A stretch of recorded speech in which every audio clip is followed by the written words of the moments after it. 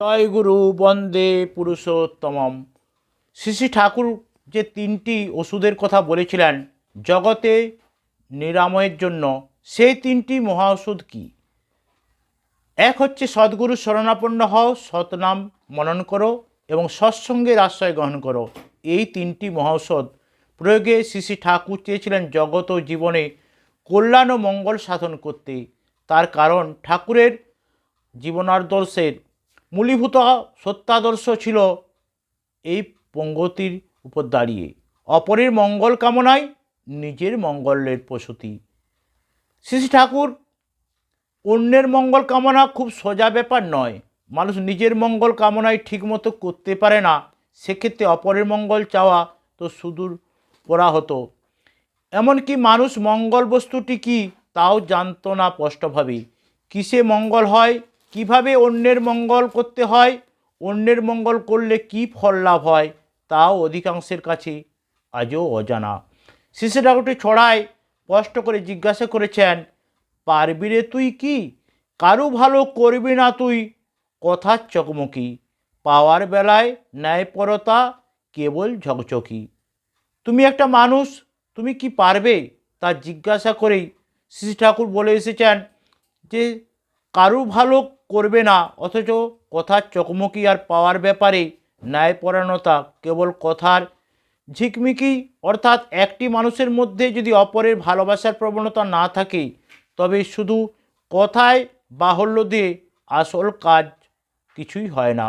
মঙ্গল কিসে হয় তা জানে না বলেই কাকে বাকবাহুল্য দিয়ে সব কিছু সামলে রাখতে হয়।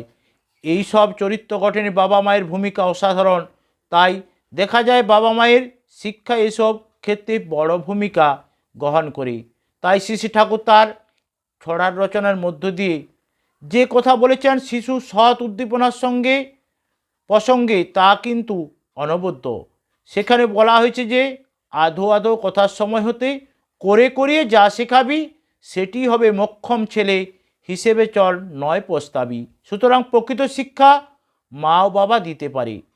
তার একমাত্র কারণ আধো আধো কথার সময় হতেই যদি শিশুর সৎশিক্ষা দেওয়া যায়, তাহলে সে ছেলের হয় মোক্ষম ছেলে, এই বিষয়ে কোনো সন্দেহ থাকে না। সন্তান চর্চা শ্রী শ্রী ঠাকুর এমন কয়েকটি ছড়ার মাধ্যমে প্রকৃত অর্থ মঙ্গলকামী মানুষ কিভাবে গড়ে ওঠে তার ভিত্তিপ্রস্তর স্থাপন করে দিয়ে গেছেন।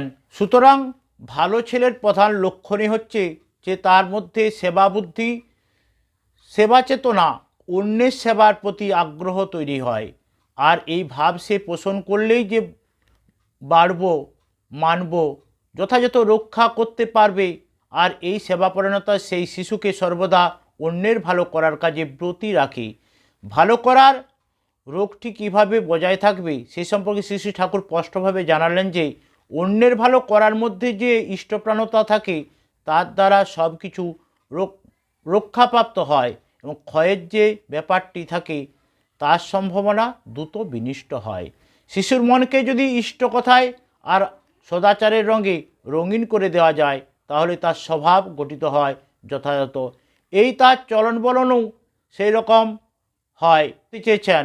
এই ছেলে মেয়ে বাঁচা বাড়ার মনে দিকে গিয়েই থাকে, অর্থাৎ সেই ইচ্ছা যদি থেকেই থাকে, তাহলে নিজেদের অভ্যাস ব্যবহারের দিকে পুঙ্খানুপুঙ্খ নজর দেওয়াটা অত্যন্ত আবশ্যক। কারণ বাবা মায়ের আচার ব্যবহার ছেলেদের মধ্যে অনুপ্রবিষ্ট হয়। তাই বাবা মায়ের আচরণ ব্যবহার সৎ দিকে যাতে ধাবিত হয়, সেই প্রয়াস তাদের একান্ত আবশ্যক। তিনি আমাদের জানালেন যে ছেলেমেয়েরা যদি খারাপ কিছু করতে যায়, তখন অহেতুক প্রহার না করে ভালো ব্যবহারের মাধ্যমে তাকে বোঝাতে হবে যে সে কাজ কেন খারাপ বা করলে কি বাজে ফল হয়। পরবর্তীকালে সেই কাজে সম্মুখীন হলেও যদি সে পূর্ববর্তী শিক্ষার ফলে তা থেকে বিরত থাকে, তবে বাবা মায়ের উচিত তাকে তার প্রচেষ্টার জন্য বাহবা দেওয়া। প্রহারের পরিবর্তে এভাবে বুঝিয়ে সুঝিয়ে সংশোধনের পথ আনাকেই শ্রী শ্রী ঠাকুর এইখানে বললেন। সকলকে জয় গুরু বন্দে পুরুষোত্তমম।